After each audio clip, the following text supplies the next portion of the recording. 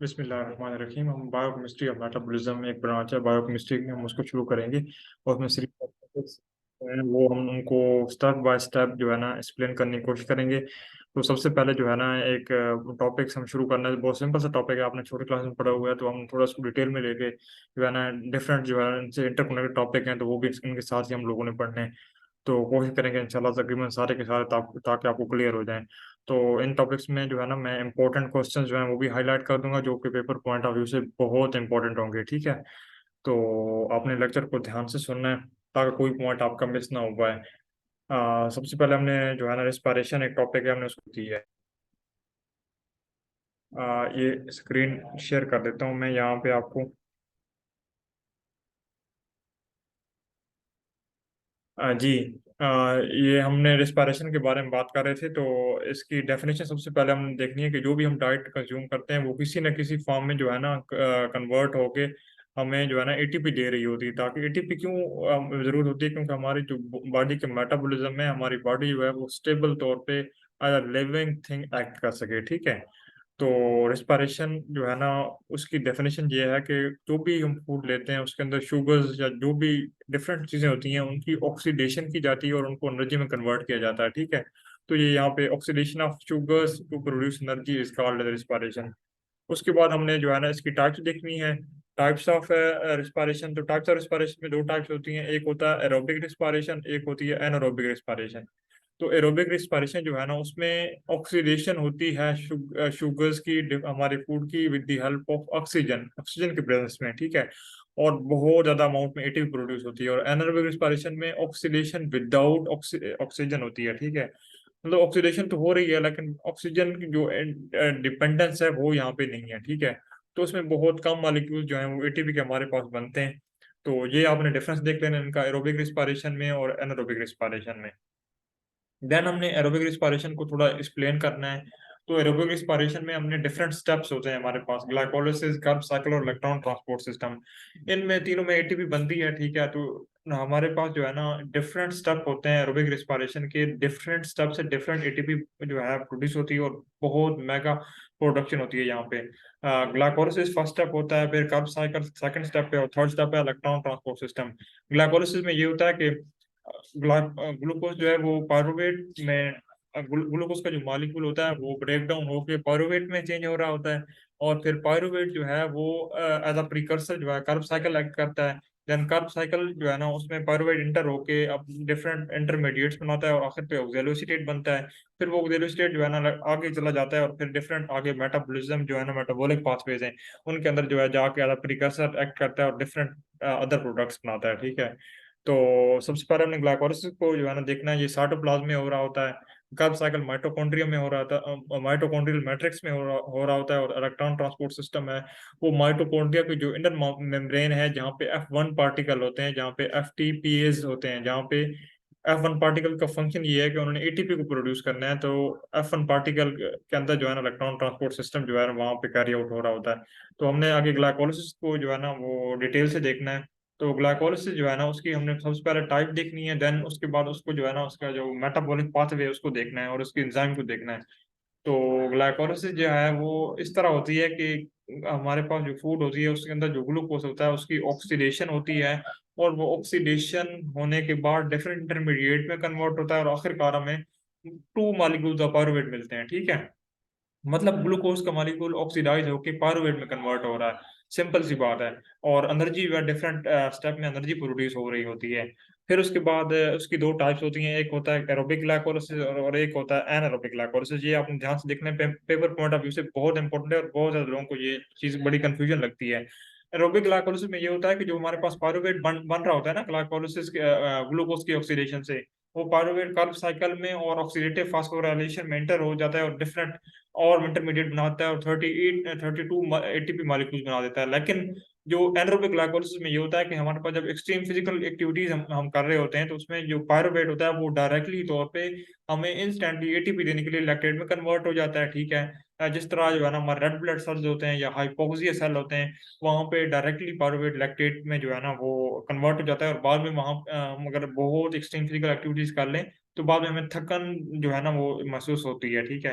तो वो इसलिए होती है क्योंकि वहाँ पे लैक्टेट जो है वो अकोमुलेट होता है, और फिर वक्त गुजरने के साथ साथ जो वहाँ पे लैक्टेट जो है वो दोबारा से हाइड्रोलाइज एंजाइम होते हैं वहां से, उनके जरिए डिफरेंट बॉडी के पार्ट्स में डिजॉल्व हो जाता है, और हम बिल्कुल बिल्कुल जो है वो नॉर्मल हो जाते हैं। तो एनरोबिक ग्लाइकोलिसिस और एरोबिक ग्लाइकोलिसिस में आपने डिफरेंस याद करना है। एरोबिक ग्लाइकोलिसिस में पायरुवेट का मॉलिक्यूल्स कार्ब साइकिल और ऑक्सीडेटिव फास्फोराइलेशन में एंटर हो जाता है, लेकिन जो है ना एनारोबिक में पायरुवेट डायरेक्टली लैक्टेट में कन्वर्ट हो जाता है, ठीक है।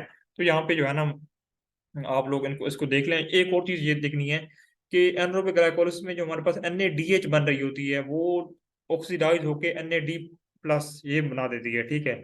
लेकिन जो एन एरोबिक ग्लाइकोलिसिस है, एरोबिक ग्लाइकोलिसिस में क्या होता है कि जो हमारे पास NAD+ जो है वो NADH में कन्वर्ट हो रही है ग्लाइकोलिसिस के पाथवे में। वहां से NADH सिंथेसिस जब उसकी हो रही होती है, फिर दोबारा NADH सिंथेसिस जो है ऑक्सीडेशन के प्रोसेस के थ्रू होकर दोबारा NAD+ बना देती है। यहाँ पे फिर मैं बता रहा हूँ आपको कि रीऑक्सीडेशन का मतलब ये होता है कि जो NADH NAD+ से बनी है उसकी दोबारा से ऑक्सीडेशन हो जाती है, और फिर वो NAD+ में जो है ना वो कन्वर्ट हो जाता है। तो यहाँ पे आपने डिफरेंस का देख लेना है। देन उसके बाद जो है ना हम लोगों ने एक चीज देखनी है कि जो ग्लूकोज होता है ना वो हमारे सेल्स में किस तरह से जो है ना वो ट्रांसपोर्ट होता है। मतलब सेल के बाहर, सेल के अंदर बहुत सारे मॉलिक्यूल्स हैं, आपने सेल की लिपिड वालेयर पढ़ी होगी। तो कुछ मॉलिक्यूल्स को वो अंदर आने देती है और कुछ मॉलिक्यूल को अंदर नहीं आने देती, सिलेक्टिवली परमिएबल मेम्ब्रेन है। तो इस तरह के जो डिफरेंट हमारे मॉलिक्यूल्स की मूवमेंट या ट्रांसपोर्ट हो रही होती है ना, तो सारी चीजें इंटरकनेक्टेड होती हैं। तो हम उसकी कंपोजिशन देख के, उसके बिहेवियर को देख के, उसको स्ट्रक्चर को देख के डिफरेंट जो है ना उसकी ट्रांसपोर्टेशन को जो है ना स्टडी कर रहे हैं, ठीक है। तो ग्लूकोज में क्या होगा कि ग्लूकोज जो है ना हमारे सेल में कैसे एंटर होगा, उसके पास टू टाइप्स ऑफ ट्रांसपोर्टर्स हैं, ठीक है। हाइड्रोफिलिक नेचर है, मतलब ये वाटर के साथ इसकी बॉन्डिंग जो है बन सकती है। तो इसके दो ट्रांसपोर्टर्स हैं, एक कहते हैं ग्लूकोज डिपेंडेंट ट्रांसपोर्टर्स, और एक होता है सोडियम ग्लूकोज सोडियम एंड जो है ना ग्लूकोज ट्रांसपोर्टर्स, ठीक है। एक है ग्लूकोज ट्रांसपोर्टर, एक है सोडियम ग्लूकोज ट्रांसपोर्टर। तो ग्लूकोज ट्रांसपोर्टर में जो है ना हमने इसको अलग अलग देखना है, डिफरेंस देखना है इनका। तो ग्लूट्स जो लिखा हुआ है ग्लूकोज ट्रांसपोर्टर, तो उसमें ये होता है कि सोडियम और ATP की जरूरत बिल्कुल नहीं होती, ठीक है। जबकि सोडियम डिपेंडेंट ग्लूकोज ट्रांसपोर्टर आता है ना, वो नाम से जा रहा है, तो उसमें रिक्वायर उसको ATP भी होगी और उसको सोडियम भी होगी ताकि वो ट्रांसपोर्टेशन कर सकें, ठीक है। ऐसे ट्रांसपोर्टर जिनको सोडियम और ATP की जरूरत नहीं होती उन्हें कहते हैं ग्लूकोज ट्रांसपोर्टर्स, और जिनको जरूरत होती है उनको कहते हैं SGLTS, मतलब सोडियम ग्लूकोज ट्रांसपोर्टर्स, ठीक है। तो आगे जो है ना हम लोगों ने ग्लूट्स की जो है डिफरेंट 5 टाइप्स हैं हमारी बॉडी में।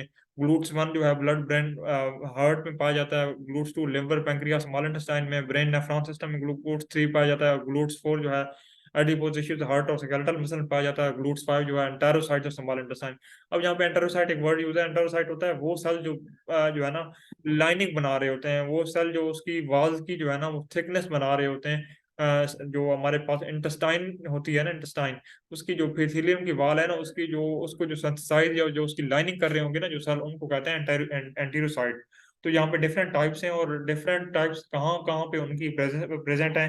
आपने डिफरेंट ऑर्गन्स जो है ना यहाँ पे याद कर लेने, MCQs के हिसाब से बहुत इंपॉर्टेंट है।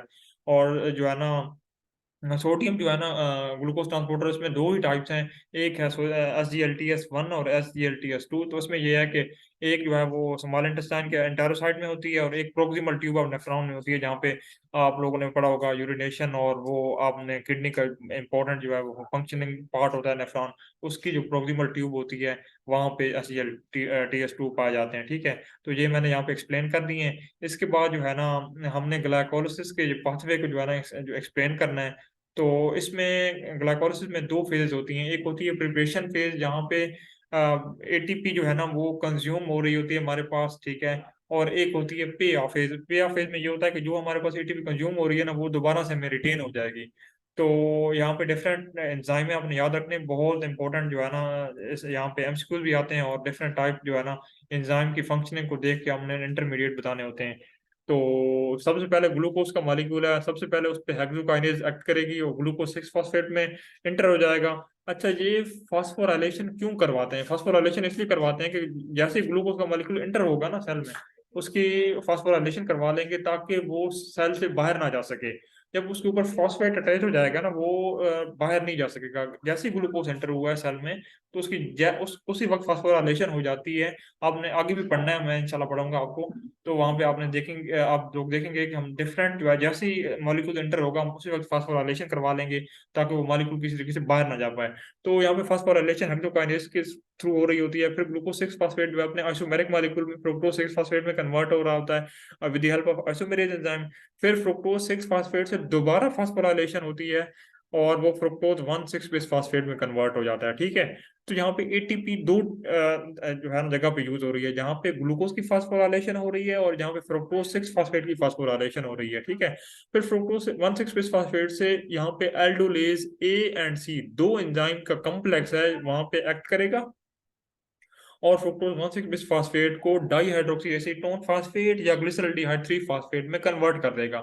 अब ये दोनों आइसोमेरिक मॉलिक्यूल हैं, ये दोनों आपस में इंटर कन्वर्ट हो सकते हैं with the help of triose phosphate isomerase. बहुत ज्यादा इंपॉर्टेंट जो है ना एंजाइम है, ये आपने यहाँ पे जो है ना इसको जहन में रख लेना है। ठीक है। आगे हम पे ऑफ फेज की बात करते हैं। यहाँ पे हमने दो एटीपी के मॉलिक्यूल जो है यूज कर लिए हैं। तो पे ऑफ फेज में क्या होता है कि जो हमारे पास यहाँ पे बनी है ना ग्लिसरॉल्डिहाइड 3 फास्फेट, यही जो है ना आगे मूव करती है ग्लिसरॉल्डिहाइड फास्फेट से 1,3 बिस्फास्फोग्लिसरेट बनता है।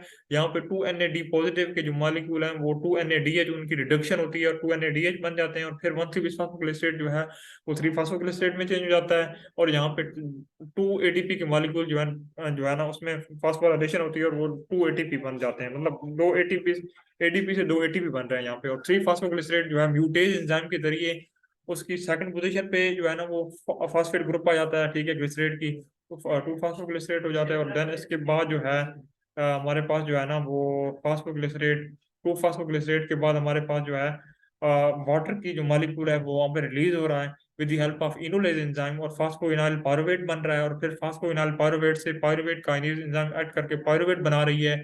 और यहाँ पे भी 2 ATP के मॉलिक्यूल 2 ATP में जो है ना वो चेंज हो रहे हैं। तो हमारे पास आखिरकार जो है ना पायरुवेट आ गया है। अब जो है ना ये क्रिटिकल बात ये है कि कितने मॉलिक्यूल यूज हो रहे हैं और कितने हमारे पास जो है ना अटेन हो रहे हैं। यहाँ पे ऑफ में स्टूडेंट आप देख लें तो यहाँ पे दो मॉलिक्यूल जो है 1,3 बिस फास्फोग्लिसरेट से 2 3 फास्फोग्लिसरेट में 2 ATP के मॉलिक्यूल बन रहे हैं। और फिर फास्फोइनॉल पायरुवेट से पायरुवेट में 2 ATP के मॉलिक्यूल बन रहे हैं, तो टोटल हो गए 4 मॉलिक्यूल। अच्छा, अब ग्लिसरॉल्डिहाइड 3 फास्फेट से जब हम 1,3 बिस फास्फोग्लिसरेट में जा रहे होते हैं तो 2 NAD पॉजिटिव में रिडक्शन होकर 2 NADH बनता है। और हर NADH जो है ना वो 3 ATP मॉलिक्यूल अपने अंदर रखता है। ठीक है। तो 2 ATP के मॉलिक्यूल 6 ATP रखेंगे। ठीक है, 2 NAD is equal to 6 ATP because 1 NADH is equal to 3 ATP। ठीक है। 1 NADH is equal to 3 ATP and 2 NADH is equal to 6 ATP। ये आपने यहाँ पे याद कर लेना है। ठीक है। 6 ATP और फिर 4 ATP को जो है प्लस करेंगे तो हमारे पास 10 ATP आ रहे हैं। और प्रिपरेशन फेज में मैंने आपको बताया कि 2 ATP के जो मॉलिक्यूल हैं वो हम जो है यूटिलाइज कर रहे होते हैं, तो नेट प्रोडक्शन वहां पे क्या होगी, 8 ATP के मॉलिक्यूल हैं। वैसे 10 बन रहे हैं, 2 यूटिलाइज हो रहे हैं, तो हमारे पास जो नेट प्रोडक्शन होगी, कैलकुलेशन होगी एटीपी की, वो 8 ATP होगी इधर ग्लाइकोलिसिस में। तो ये आज का हमारा टॉपिक था। ये आप देख लें, अगर कोई परेशानी है आपको इसमें, इसके बाद हम जो है ना कल से इंशाल्लाह जो है वो कार्ब साइकिल शुरू करेंगे। इसमें अगर आपको कोई परेशानी है तो आप जो है ना वो कमेंट सेक्शन में पूछें। हमारे यूट्यूब चैनल को जो है लाइक कर दें, सब्सक्राइब कर दें, और बेल आइकन को भी प्रेस कर दें, ताकि जितने भी जो है ना टॉपिक्स हैं उनकी आपको वीडियोस पहुंच सकें। इंशाल्लाह आप जब पढ़ेंगे तो आपको मज़ा आएगा। इंशाल्लाह मेरा जो मेथड होगा वो थोड़ा डिफरेंट होगा। और इंशाल्लाह आपके जो कमेंट सेक्शन में कोई क्वेश्चन आता है तो उसका भी इंशाल्लाह मैं कोशिश करूंगा जवाब दूंगा। और अगर आपको कोई टॉपिक मुश्किल कर रहा है, आपके कोई फिजिकल केमिस्ट्री से है और भी किसी सब्जेक्ट से है, तो आप काइंडली यहाँ पे ड्रॉप कर दें अपना क्वेश्चन। और जो है ना उसके बाद मैं इंशाल्लाह ट्राई करूंगा जो है ना उस टॉपिक पे जो है ना एक लेक्चर बनाने की। तो ये आप आज का लेक्चर हमारा एंड हुआ है। ठीक है। इसमें इनोलेज एंजाइम जो है ना वो पेपर में पूछी जा सकती है, इसका क्या फंक्शन है। ट्राइओस फास्फेट आइसोमेरेज है वो पूछी जा सकती है। एल्डोलेज ए एंड सी क्या चीज काम करती है, तो ये आपने देख लेना है। ठीक है। तो अल्लाह हाफिज। आपने जो है ना यूट्यूब चैनल को सब्सक्राइब कर देना है, और बेल आइकन को भी साथ में प्रेस कर देना, ताकि जितनी भी वीडियोज हैं आपके साथ जो है ना वो शेयर हो सकें। Thank you so much.